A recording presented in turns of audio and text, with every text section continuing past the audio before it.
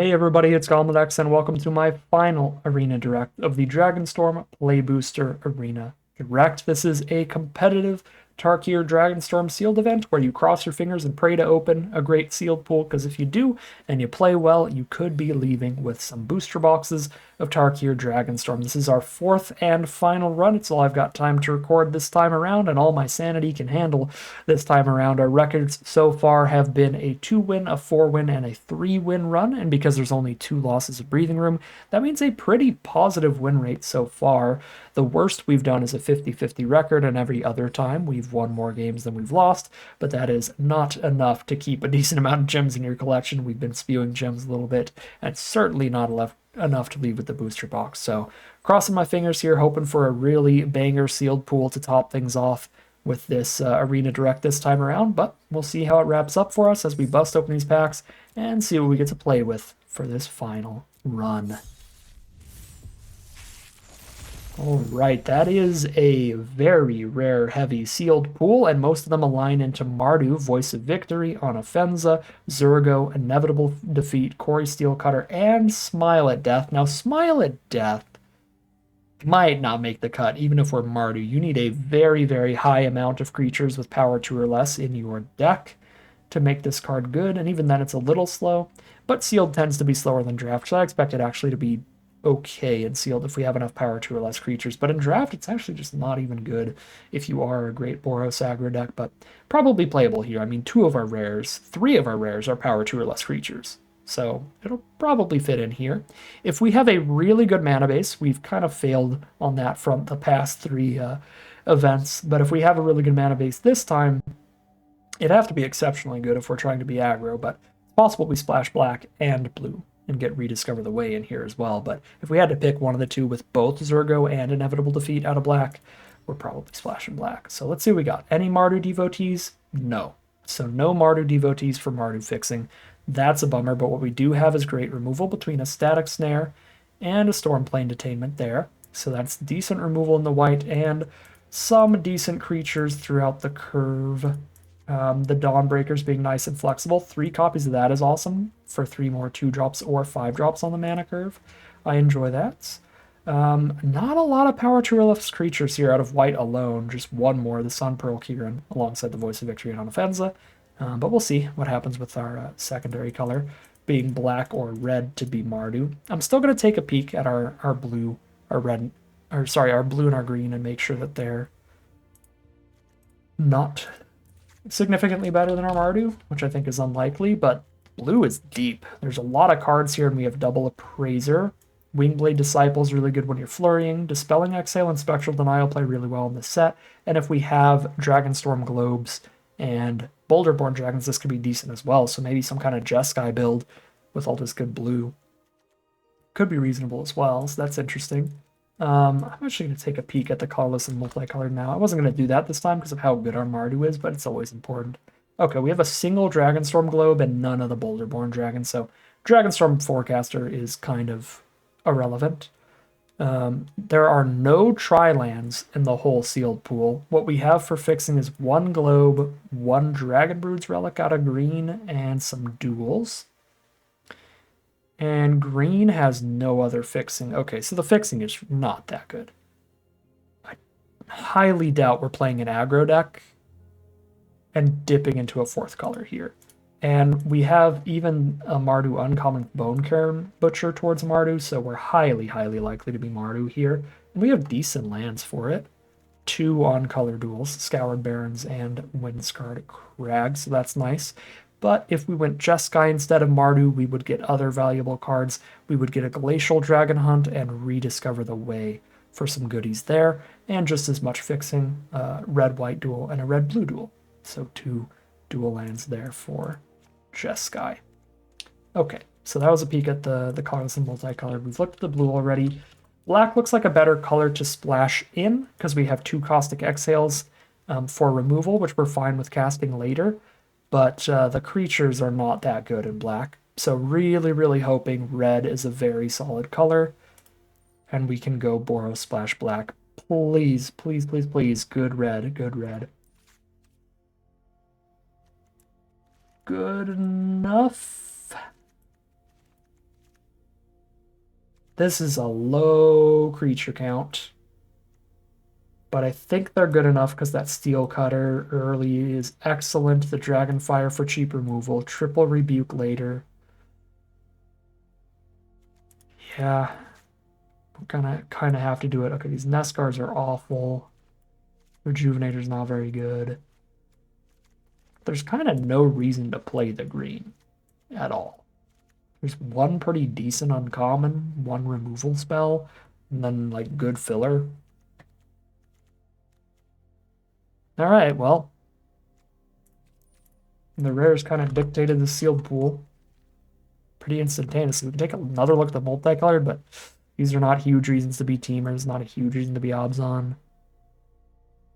Honestly, not that much multicolored for your average sealed pool either. Yeah, I don't think green's great. Blue is actually pretty dang good. Out of all the colors that I'm probably not playing, blue's kind of spicy. So I could maybe see the argument for a Jeskai direction instead of a Mardu direction, but the multicolored cards are worse going Jeskai. Playing a Rediscover the Way and a Dragon Hunt instead. I'll take a peek at both, though. I like that the Smile at Death can also pick up our Equilibrium Adept at 4 mana. That's kind of legit. This is likely a 16 lander, I bet. Maybe a Hardened Tactician as that final card. It's another card we can pick up with Smile at Death. Oh wait, no, we play a Caustic Exhale. Play some of those off the splash instead. It's not as aggressive as a mana curve as I would want it to be. Just for being really aggressive, but also for double spelling. Oh no, never mind. I forgot about the triple Dawnbreaker. Yeah, no, this is actually solidly aggressive. When he put 3 more 2-drops into the curve that I wasn't considering. Builds itself a little bit here. Creature count is 14.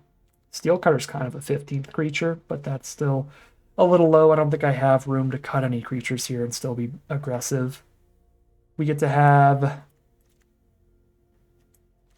these as the potential cuts, I think. Because even if I'm not running these, I have Channel Dragonfire, Inevitable Defeat, Stormplane Detainment, Static Snare, Double Rebuke. 6 removal spells without playing those. And then all of the removal except Inevitable Defeat could be without the splash color, which makes it really consistent. Rebuke's great at flurrying with Quarry Steel Cutter in the late game, which is sick. Let's make it all non-splash removal. Coordinated Maneuver is going to be a little mediocre, only kills the really small stuff, but sometimes your opponent plays a Stormplane Detainment and being able to blow up an enchantment is awesome. Or they play one of the Sieges as well, so I think this could still be okay here. I could see an argument for running one of the Caustic Exhales out of the Maneuver, but I think that's the main swap out we can make in this deck. How many cards can Smile at Death reanimate in this deck? 1, 2, 3, 4, 5, 6, 7, 8. And that's probably good enough. Just that or like another Caustic Exhale. This looks like a real deck here. It's certainly not perfect mana. We didn't get to draft a bunch of Mardu Devotees or anything. Just use the mana we're given here, but I think it's good enough to justify this. Plays all of the strongest cards in the pool.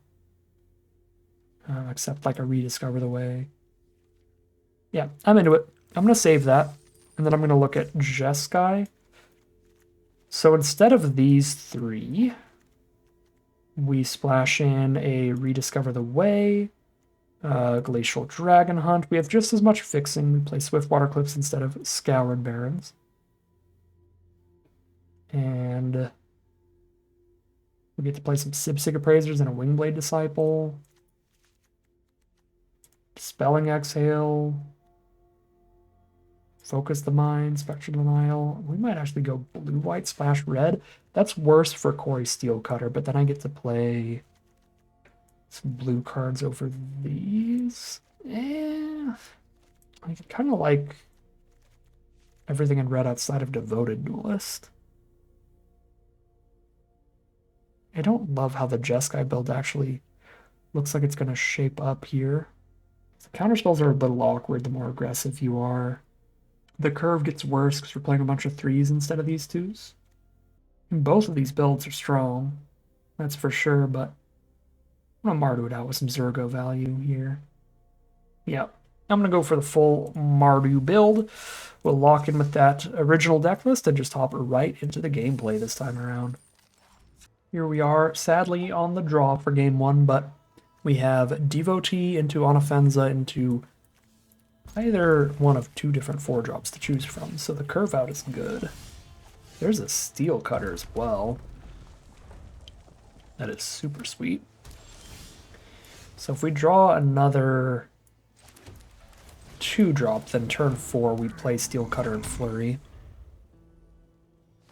But it's a lot of kind of expensive cards in this hand, so I'm not just going to run out the Steel Cutter on an empty board. I don't expect to Flurry for a while.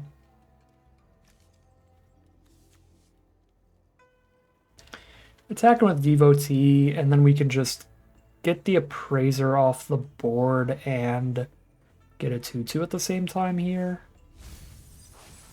The Devotee would die, so we wouldn't have that fixing anymore. I think that's fine. Okay, now it's less fine. Yeah, this is no longer fine. I need double red to double spell next turn and play Steel Cutter plus Duelist, and that's going to be a really good turn, so I'm just going to pass through here. So that I know I can Flurry on turn 4 by filtering mana into red off of this Devotee. Gross. So much for that. I'm gonna get the 4/4 first striking body here over a 2/2 next to the Onofenza. This will be a really good attacker. I guess she was already a good attacker. Luckily we top decked the mountain, so I can still just do my thing. Okay, flirting with Steel Cutters infinitely better than flirting with Duelist. Alright, anybody who dies here just gives me a 2/2. I guess just the non-tokens, so they can trade with the token here. Cool. Probably kill Onofenza this turn. If they can't kill Onofenza though, Onofenza with a Steel Cutter on her is going to be nasty. Cannot Flurry this turn. I can't equip Steel Cutter unless I play Stormplane Attainment or play nothing. It's not an awful turn to just play a Lancer and hit for 4. But all the green removal spells require them to have a creature on board, so I don't think it's the worst to just get the creatures off the board here. Yeah, I'm just going to keep the board empty.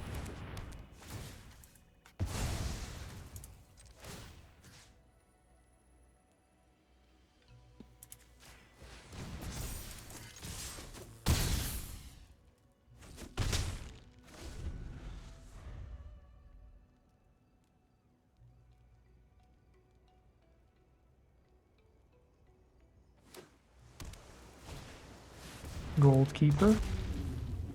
3/3 flyer. It's a Zergo.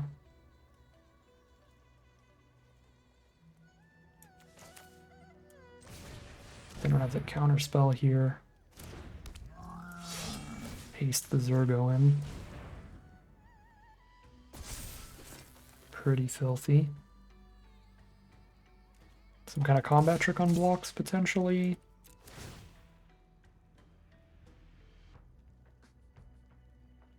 Unlikely to be 2 combat tricks.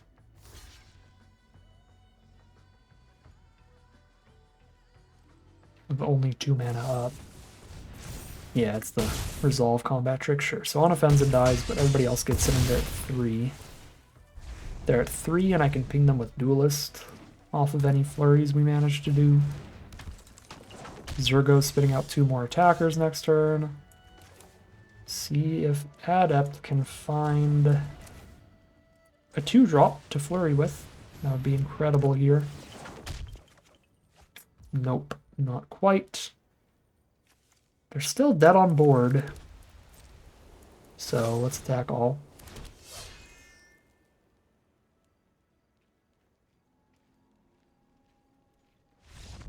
That is the kill. Start things off 1-0, heading into game 2. Here we are on the play for game number 2. Obviously need the red source pretty bad, but we've got a lot more red sources in our deck than black sources, and even white sources at this point since I've drawn 2 of them already. So that's the most likely land to draw is a red source. Awkward to hit a 3rd red spell in a row. Off the top there. But I've got a turn 3 play no matter what land I hit. So we still have 2 more draw steps to hit a red source and be fine with it. If we hit the red source immediately next turn, we'll be very happy. Our opponent's on some 4-color good stuff. Green, white, red, whatever the Sentinel's going to pick up here. There's the blue. 4th red spell in a row. I see how it is, hand. Technically the 2nd red spell in a row is the draw, but every draw this game has been a red spell in a hand that already had some awkward mana.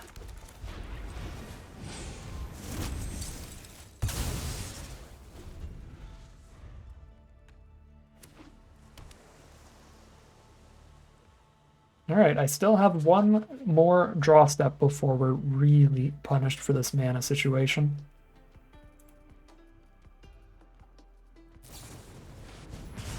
There's the removal on our Voice of Victory.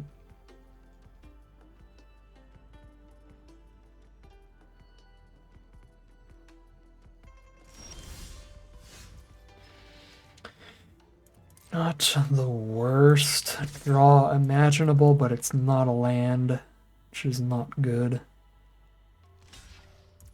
Let's trade here. On offense only triggers on non-tokens.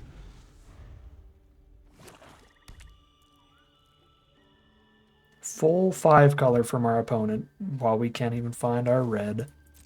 And here's the counterspell for Onofenza. We are stuck on mana here. We're missing land drops, literally, so there's going to be no point at which I can play around a counter unless we pay 2 or 4. We're the aggro deck here, and it'll be a very long time before we have enough lands to pay for those counters. Oh boy.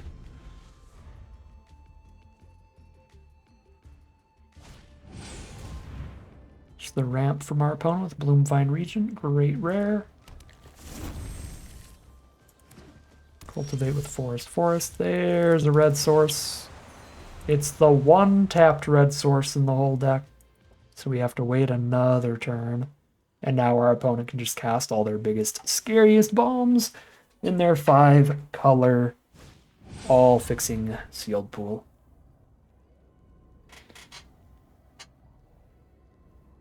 This is the actual nightmare scenario for any aggressive deck, is when the 5-color deck just gets to this point without any pressure on them. They've discarded a Rally the Monastery to draw 2. That's how loaded you know their hand is.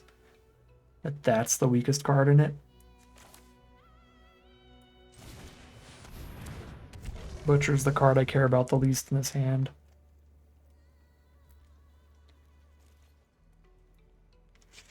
Because I only have 2 creatures that I can cast, and they're both really good.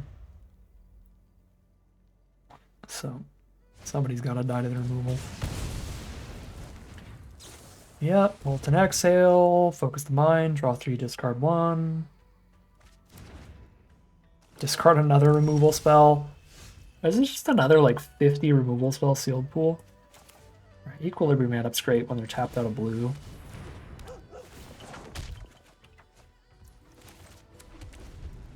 That one plays really well against removal, because we get a card worth of value out of it even if they kill it. They're just gonna mill deck us? Yeah, mill me 4 every time they cast an instant or sorcery. This is egregious. They're gonna go for just 20 removal spells and the 1 Glacier Wood Siege mill card.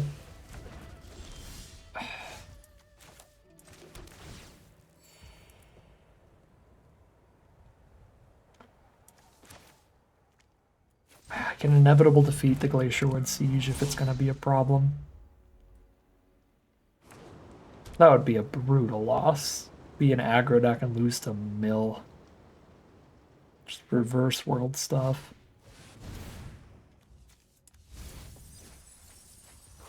I think our opponent has more removal spells in their sealed pool than we've had in all of ours combined. What is going on?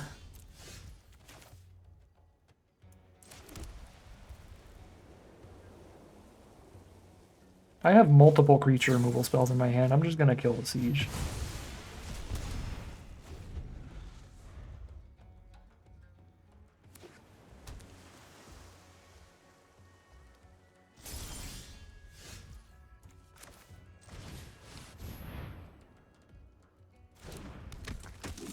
Kill my birdie. Maybe they drew all their removal in the first half of the deck. Maybe. Maybe they did. Maybe they did. Rather them kill the Lancer than the Dawnbreaker, I think. So I push this damage in, have them removal spell right now if they have one. Don't. It's the destroy all creatures and draw a card for each creature destroyed.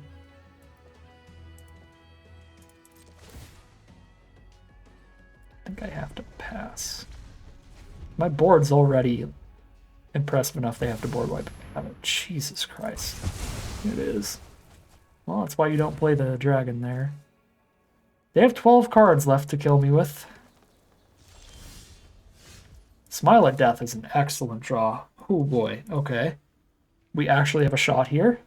That's very good against all the mill they've done.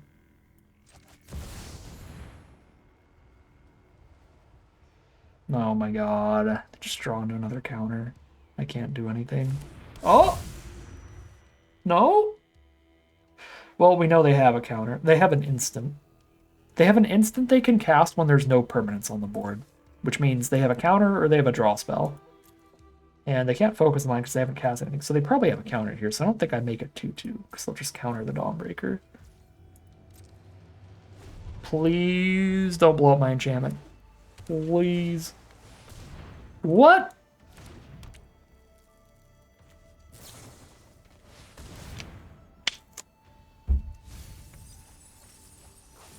What fresh HE double hockey sticks am I playing against? Double Glacierwood Siege, all removal spells, and a board wipe?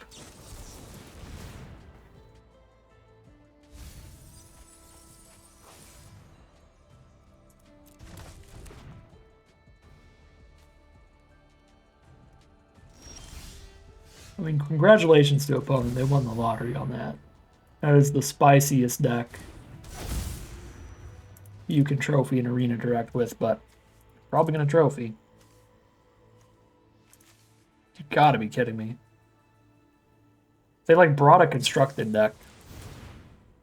Yeah, and just cast anything we lose. Jesus. Okay. Well, that was stupid.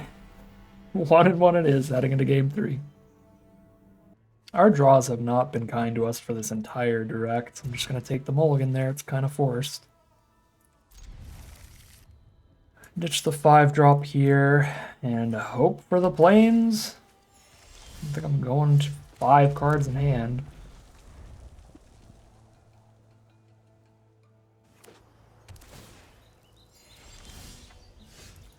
So we could have a 7-card hand of uncastable spells, a 6-card hand of uncastable spells, or a 5-card hand to start this game out. That's what Arena gives us the options of. Our opponent's on natural 5-color on turn 3. Sipsig Appraiser. Ay. Alright.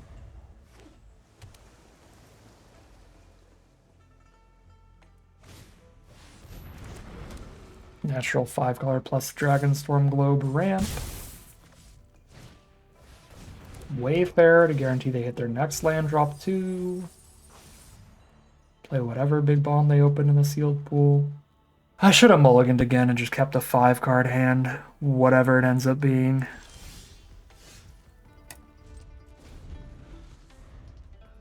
Full disclosure,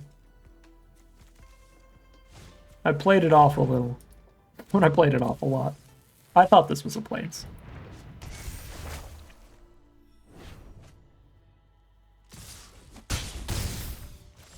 Not that it looks like it's going to matter here. Because our opponent just has the dream hand. Again.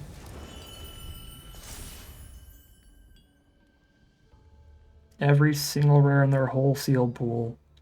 Natural 5-color turn 3. All the ramp to cast anybody.